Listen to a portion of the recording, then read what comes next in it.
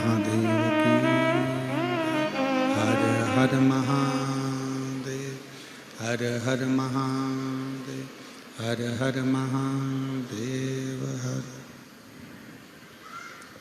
काशी विश्वनाथ, ओगरदानी, त्रिकालदर्शी, कैलाशी, अविनाशी भगवान शिव, जिनकी पुनीत पावन शिव महापुराण की कथा संपूर्ण विश्व के कल्याण हेतु बाबा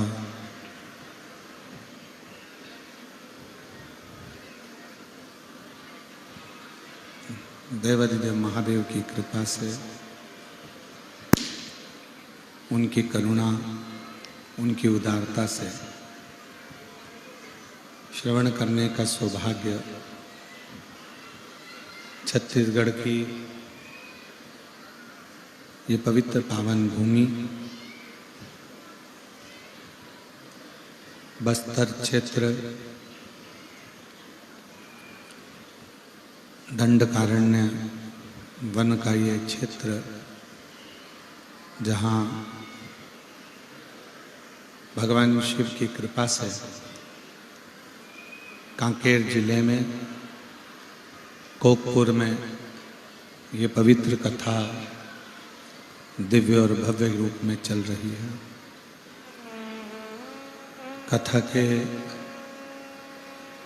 मुख्य यजमान स्वर्गीय श्री किशन राम जी जैन, स्वर्गीय श्रीमती सनमत जैन की स्मृति में श्री हरक राम जी जैन, श्रीमती जानकी देवी जैन, श्री देव कुमार जी जैन, श्रीमती नंदनी जी जैन,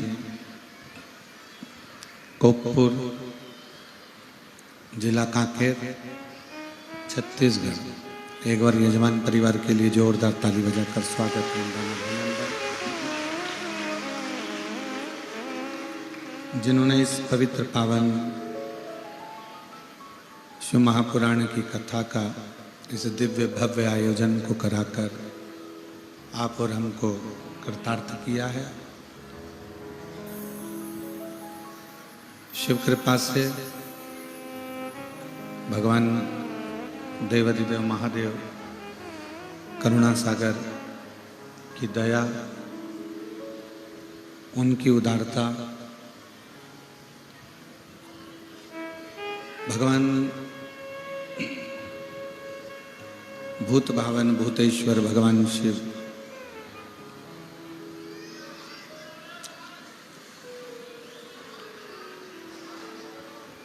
जो विश्व का कल्याण करने वाले हैं, विश्व का उद्धार करने वाले हैं, ऐसे भगवान देवाधिदेव महादेव शिव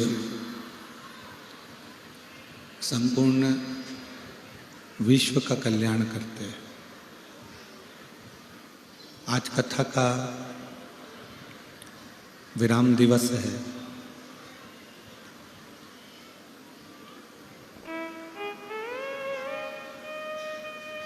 एक पिता जैसे अपनी बेटी को विदा करता है,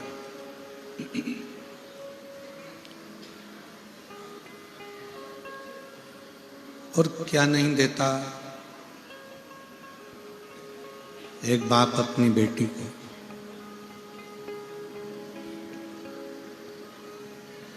जिस पिता की सामर्थ्यता नहीं होती देने की, फिर भी कर्जा कर लेता है, कहीं से उधार ले आता है, कहीं से मांग कर ले आता है, और एक पिता ना जाने कितने कितनों के हाथ जोड़ता है, और हाथ जोड़कर थोड़ा सा धन लाकर अपनी बेटी का विवाह करता है।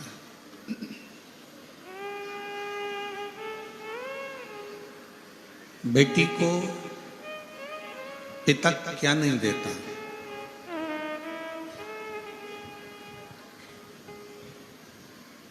एक बाप अपनी औलाद को क्या नहीं देता।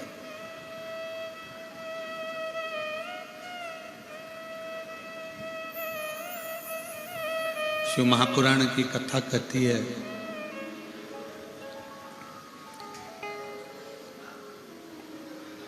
घर में अगर एक बेटी का जन्म हो जाए ना तो भगवान शंकर को धन्यवाद जरूर दिया करो कि तेरी कृपा से मेरे घर में बेटी का जन्म हुआ है।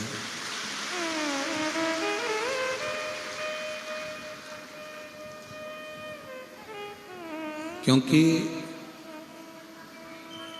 बेटा एक बार माँ बाप को दुखी देख लेगा, पर बेटी अपने माँ बाप को कभी दुखी नहीं देख पाती है।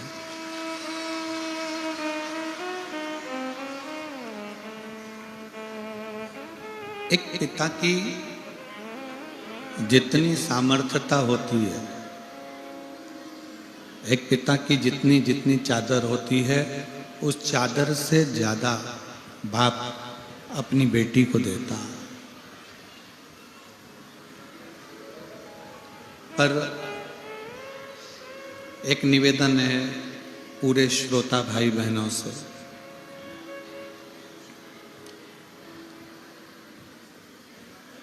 कि आप खुद के बल पर आगे बढ़ने का प्रयास करो। ससुराल से तुम्हें क्या मिला, दहेज में क्या मिला, उससे मतलब नहीं रखना, बल्कि ये मतलब रखना कि भगवान मुझे इस लायक बनाना कि मैं किसी के कन्यादान में कुछ दे सकूं और किसी के लिए कुछ कर सकूं।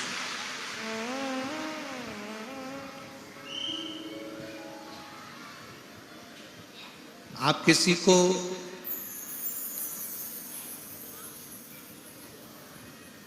मेरे शंकर भगवान की एक पवित्र कथा कहती है, जब जिस समय पर मेरे भोलेनाथ जी ने अपनी लड़की का विवाह अशोक सुंदरी का विवाह किया था,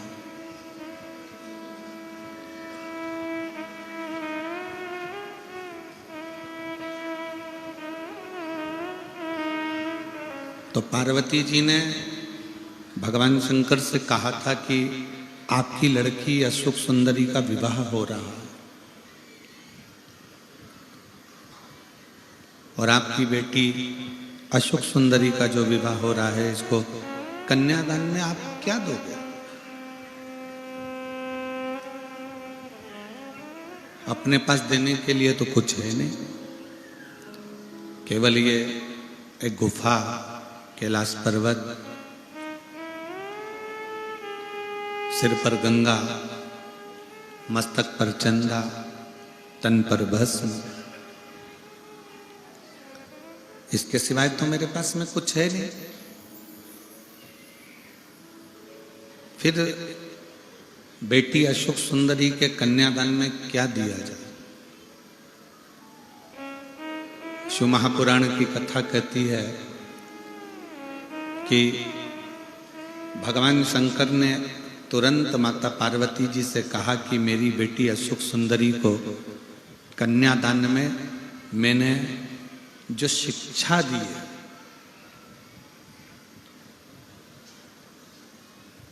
जो मैंने उसको शिक्षा प्रदान करी है, वही मैं अपनी बेटी के कन्यादान में दे रहा हूं।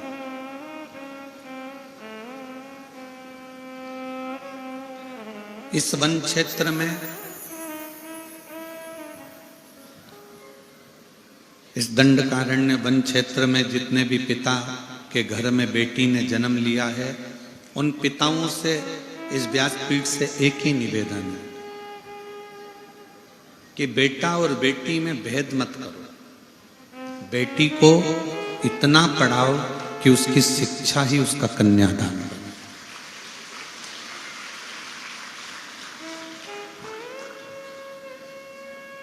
बेटी को आप कोई दहेज दें ना दें, बेटी को आप कोई अलमारी, फ्रिज, कूलर कुछ दें ना दें, पर बेटी को शिक्षा जरूर दो, उसको पढ़ाओ। तुम्हारी दी हुई अलमारी एक दिन अटाले में चली जाएगी, तुम्हारा दिया हुआ फ्रिज एक दिन बिगड़ जाएगा, तुम्हारा दिया हुआ वॉशिंग मशीन एक दिन खराब हो जाएगा, तुम्हारा दिया हुआ एक दिन सोफा सेट फट जाएगा, तुम्हारा दिया हुआ कपड़ा भी बेकार हो जाएगा, तुम्हारा दिया हुआ सोना चांदी भी एक दिन हो सकता है कि कर्जे में डूब जाएगा। पर तुम्हारा दी हुई शिक्षा, तुमने जो बेटी को पढ़ाया है, अच्छा कॉलेज अच्छा स्कूल बेटी को पहुंचाया है, तुम्हारी वो दी हुई शिक्षा वो कभी ना फटती है, ना कभी बेकार होती है, ना कभी कर्जे में लेकर जाती है।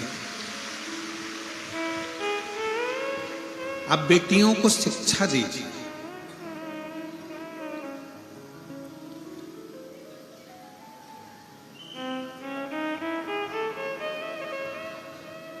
और बेटियों को ऐसी शिक्षा दीजिए, बेटियों को ऐसा पढ़ाइए कि बेटियां भी